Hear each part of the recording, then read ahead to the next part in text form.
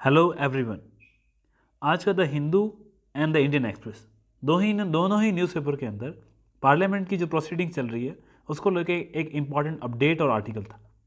ये जो भी शेयर मार्केट के अंदर क्राइसिस आए हैं, जिसका मेन रीज़न जो हिडनबर्ग की रिपोर्ट आई थी अदानी के स्टॉक्स को लेकर के, जिसकी वजह से हमारे स्टॉक मार्केट के अंदर काफ़ी जो गवर्नमेंट पीएसयू कंपनीज़ के स्टॉक्स हैं, जिसके अंदर स्टेट बैंक ऑफ इंडिया है, जो हमारे गवर्नमेंट सेक्टर के बैंक्स हैं, एवं जो एलआईसी जैसे संस्थाएं हैं, उनका जो पैसा इन्वेस्टमेंट था उसमें काफ़ी गिरावट आई है। ये गिरावट न सिर्फ अदानी के स्टॉक्स में थी बल्कि उसका इफेक्ट दूसरे स्टॉक्स पे भी देखा गया। इस गिरावट को लेकर के पार्लियामेंट के अंदर जो हमारा बजट सेशन स्टार्ट हुआ था, उस बजट सेशन के दौरान सरकार का डिस्कशन होना था। वहाँ पर यह देखा गया कि विपक्ष ने इसका विरोध किया और लोकसभा एवं राज्यसभा दोनों ही हाउसेस के अंदर विपक्ष के द्वारा जॉइंट पार्लियामेंट्री कमेटी यानी कि संयुक्त संसदीय समिति की एक मांग रखी गई कि इस जो विषय है, इस विषय को संसद के द्वारा एक जेपीसी का गठन करना चाहिए और इस जेपीसी के गठन के द्वारा जितने आरोप लग रहे हैं, जो या फिर ये फ्रॉड हुआ या स्टॉक के अंदर मैनिपुलेशन की गई या ये अदानी के द्वारा कोई स्कैम है या किसी और की कोई साजिश है, इन सारे तथ्यों को समझ करके एक निष्पक्ष जांच होनी चाहिए, उसकी आवश्यकता महसूस करते हुए विपक्ष की 13 पार्टियों ने इस मांग को रखा। इंपॉर्टेंट अपडेट ये है कि इसमें हमने ये देखा कि कई पार्टियां ऐसी थी जो इससे पहले इनके साथ नहीं थी। जो कांग्रेस लेड अलायंस है उसमें उनका समर्थन नहीं था, परंतु इस विषय ने सारे की सारे जो विपक्ष है उसको एक साथ एकजुट कर दिया है और यहाँ पे हमने एक यूनाइटेड ऑपोजिशन को देखा है और उनकी इसी मांग को करते हुए उन्होंने लगभग ऑलमोस्ट सारी पार्टियां इसको लेकर के शामिल हुई। उससे भी इंपॉर्टेंट ये है कि तृणमूल कांग्रेस और आम आदमी पार्टी, जो इन चीज़ों से वर्तमान में कांग्रेस से दूरी बनाई हुई थी, उन्होंने भी इसको लेकर के अपने विचार रखे और उनका ये कहना था इसके अंदर जेपीसी की आवश्यकता है। अब यदि हम बैकग्राउंड को समझें तो मेरी आपसे रिक्वेस्ट है कि हिडनबर्ग की जो रिपोर्ट आई थी और जो अदानी के स्टॉक्स थे, अदानी की ऑलमोस्ट 9 लिस्टेड कंपनीज हैं, इन लिस्टेड कंपनीज के अंदर जो एक गिरावट आ रही है, इन सारी के ऊपर मैंने एक डिटेल वीडियो बनाया था, तो आप प्लेलिस्ट में जाके उसको देखें। जो अदानी एवं हिडनबर्ग रिपोर्ट से नाम से है, उसको आपको समझने की आवश्यकता है, जो आपको बेटर अंडरस्टैंडिंग देगी। साल 2020 के आसपास यहाँ देखिए आप, अदानी के जो स्टॉक्स के प्राइसेस थे लगभग 100 रुपये थे। मैं पर्टिकुलर यहाँ पे अदानी एंटरप्राइजेस की बात कर रहा हूँ क्योंकि ये अदानी ग्रुप की एक लीडिंग कंपनी है। इसी कंपनी के स्टॉक प्राइसेस साल 2023 की शुरुआत के अंदर 4,000 रुपये का पीक टच कर चुके हैं। यानी आप देखिए 100 रुपये से लेकर 4,000 रुपये की ग्रोथ मात्र 3 साल के अंदर इस कंपनी के स्टॉक्स ने देखी। ये सिर्फ अदानी ग्रुप के एंटरप्राइजेस में ही नहीं, बाकी अदानी विल्मर है, अदानी गैस है, इन सारे स्टॉक्स के अंदर देखा गया। और जैसे ही हिडनबर्ग रिसर्च रिपोर्ट आई, इस रिपोर्ट के आते ही इसके स्टॉक्स में 70% से लेकर 80% की गिरावट देखी गई। आप इस गिरावट को यहाँ पे देख सकते हैं। तो इसके स्टॉक्स की प्राइसेस 4,000 रुपये से 1,000 रुपये आ गए। इस प्रकार की चीज़ें या स्टॉक्स का ऊपर और नीचे होना हमारे भारतीय सेंसेक्स के लिए और हमारी जो निवेश की नीति है, जो हमारा एफडीआई का अट्रैक्शन है, एवं इसके अलावा जो हमारी निवेश विश्व के अंदर एक ग्लोबल इमेज है, उन सब के लिए एक खतरनाक चीज़ है। तो यहाँ पे इसी चीज़ को लेते हुए उनके द्वारा डिमांड की गई थी और इस डिमांड के पीछे जो उनके मुख्य रीजंस थे वो ये थे कि अडानी के स्टॉक्स में एवं बैंकिंग के स्टॉक्स के अंदर आम आदमी का पैसा है, जिसके अंदर उन्होंने हाईलाइट किया ऑपोजिशन है कि स्टेट बैंक ऑफ इंडिया और LIC, state bank of India और एलआईसी, ये दोनों ही एक पब्लिक लिस्टेड कंपनीज हैं और गवर्नमेंट का इसके अंदर एक बड़ा स्टेक है। सरकार का कहना है कि ये जो डाउनफॉल आया है, इस डाउनफॉल की वजह से लगभग 1 लाख करोड़ रुपए के आम निवेशकों को हानि हुई है। तो उनका ये कहना है कि जब आम निवेशक इस चीज़ से परेशान है तो ये सरकार की और हमारी मोरल रिस्पॉन्सिबिलिटी बनती है कि हम इस चीज़ के अंदर देखें। इन चीज़ों को लेकर के ही उन्होंने जॉइंट पार्लियामेंट्री कमेटी की मांग को रखा है। सरकार की तरफ से इस बात का जवाब दिया गया और सरकार का कहना था कि स्टॉक मार्केट को रेगुलेशन करने का काम stock exchange board of India है, सेबी का काम है, और जो फाइनेंशियल मार्केट है उसको रेगुलेट करने का काम रिजर्व बैंक ऑफ इंडिया का है। तो उनका ये कहना था कि यदि स्टॉक मार्केट के अंदर इन स्टॉक्स की वजह से कोई मैनिपुलेशन हुआ है या कोई भी कंपनियों के द्वारा अधिक निवेश किया गया है जो एक्सपोजर से ज़्यादा है, तो उसकी जिम्मेदारी स्टॉक एक्सचेंज बोर्ड और दूसरी संस्था आरबीआई, इनको मिलकर लेनी होगी और उनको इसके अंदर देखना होगा कि कुछ गड़बड़ी है या नहीं है। इसके बाद ही सरकार को एंटर करने की आवश्यकता है। तो जो विपक्ष के द्वारा मांग की जा रही है जॉइंट पार्लियामेंट्री कमेटी को लेकर के, तो उन्होंने कहा है कि इस वक्त सरकार ये नहीं फील करती है कि जॉइंट पार्लियामेंट्री कमेटी की ज़रूरत है। हमारे लिए एक अच्छा विषय इसलिए है कि हमें ये जानने का मौका मिलेगा कि जेपीसी क्या है, जेपीसी की इंपॉर्टेंस क्या है, और जेपीसी इससे पहले कभी बैठी थी, और यदि बैठा तो उसका क्या प्रभाव पड़ा। तो हम इन पहलुओं को जानने के लिए आगे बढ़ते हैं। सर्वप्रथम हम देखें तो JPC stand for joint parliamentary committee, और अगर हिंदी में इसको संयुक्त संसदीय समिति के नाम से कहते हैं। और ये एक अडहॉक समिति है। अडहॉक समिति का मतलब है जब इसकी आवश्यकता होती है उस वक्त इसका गठन होता है, और जब इसकी आवश्यकता नहीं होती तो इसके गठन का कोई औचित्य नहीं रहता।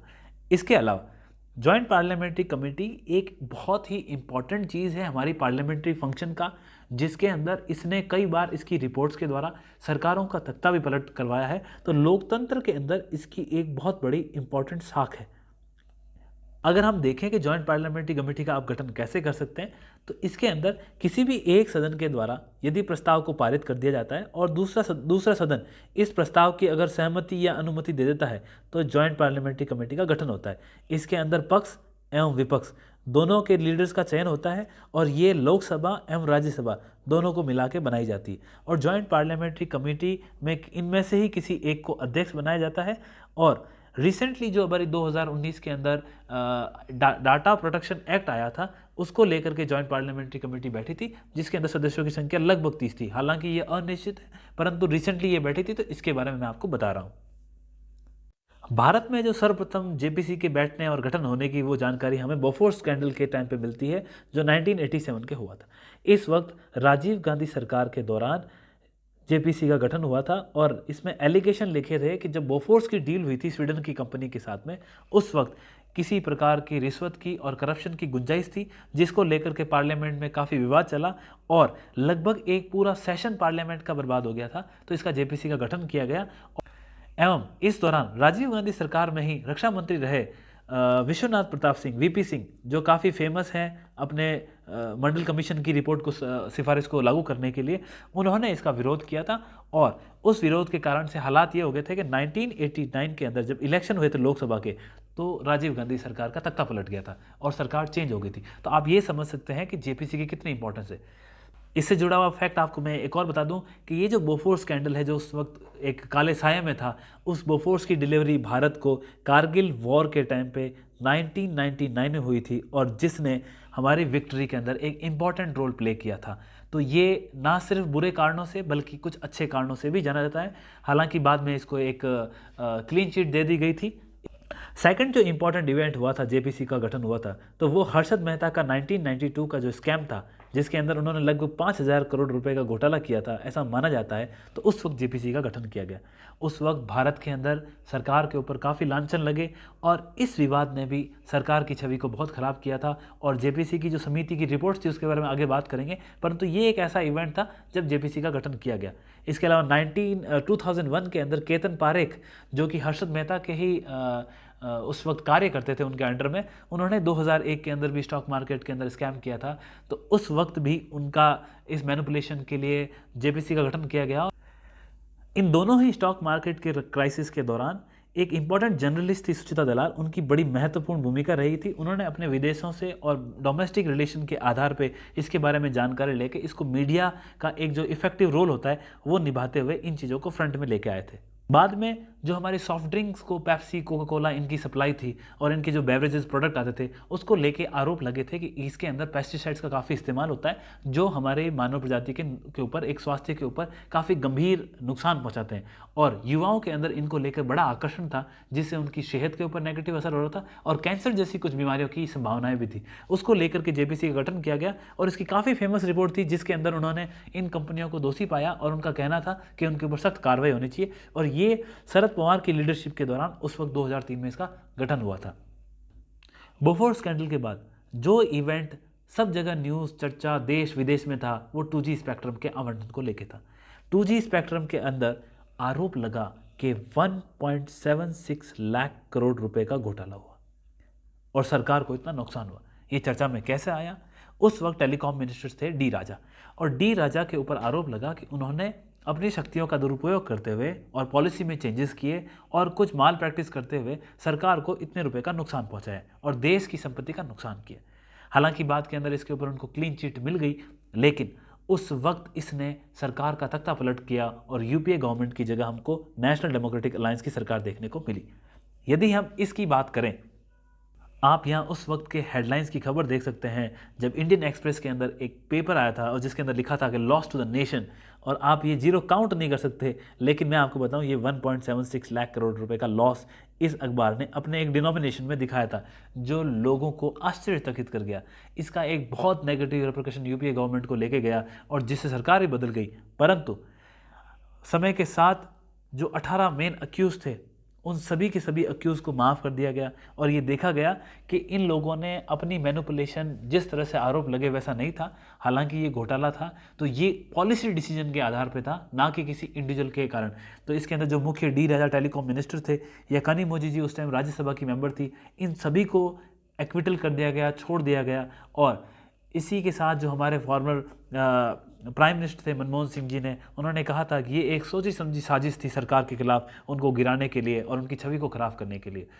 तो ये एक बहुत बड़े इंपॉर्टेंट और इवेंट्स होते हैं जो हमें सिखाते हैं, पर उससे इंपॉर्टेंट चीज़ हमारे लिए ये है कि इन सभी की जांच के लिए जेपीसी बैठी थी। और आप सोचिए, आज यदि विपक्ष मांग कर रहा है तो ये हमें समझना होगा कि इसकी इंपॉर्टेंस क्या है। कुछ माइनर इंसिडेंट जो आज इतने रिलेवेंस नहीं है, लेकिन जानकारी के लिए है कि वीवीआईपी चॉपर स्कैम हुआ था, जिसके अंदर अगस्ता वेस्टलैंड कंपनी थी जिसके द्वारा डील हुई थी और करप्शन के विवाद उठे थे, उसके अंदर भी जेपीसी का गठन हुआ।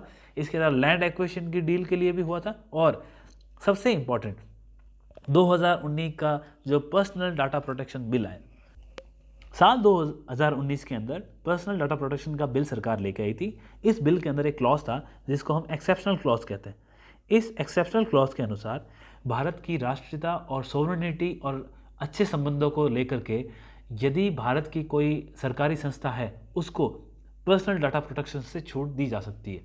विपक्ष ने इसका विरोध किया, तो इसके लिए सरकार के द्वारा जेपीसी का गठन किया गया, जो कि लगभग 30 सदस्यीय जेपीसी थी। उसके अंदर 6 लोग इस मत के विरुद्ध थे। उन्होंने अपना डिसेंट नोट लगाया और उनका ये कहना था कि एक्सेप्शनल क्लॉज को हटा देना चाहिए, परंतु मेजॉरिटी के आधार पे जो इसका डिसीजन निकला उसमें ये हुआ कि एक्सेप्शनल क्लॉज ठीक है।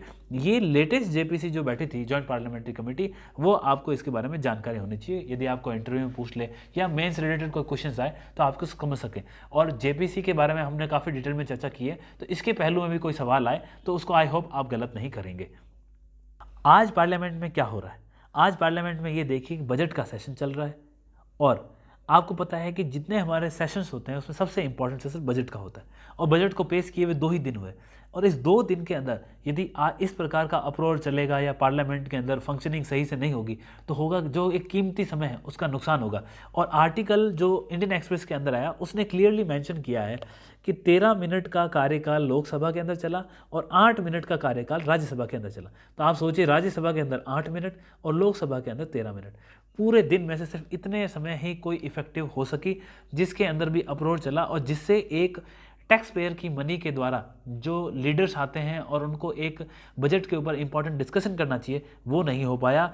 परंतु यहाँ ये जो विपक्ष की मांग है इसको सरकार को सुनना चाहिए, उनको आपस में बैठ के एक सामंजस्य बनाना चाहिए, क्योंकि इन सारी चीज़ों के लिए एक बिजनेस एडवाइजरी काउंसिल होती है, संसद का पार्ट होता है। वहाँ बैठ के सारी पार्टियाँ इस बात में डिस्कशन करके एक निर्णय निकाल सकते हैं कि हमें क्या करना है या नहीं करना है, और आप अपने कीमती समय को बचा करके एक अच्छा रिजल्ट रख सकते हैं, एक डेमोक्रेसी के लिए एक अच्छा संवाद पैदा कर सकते हैं।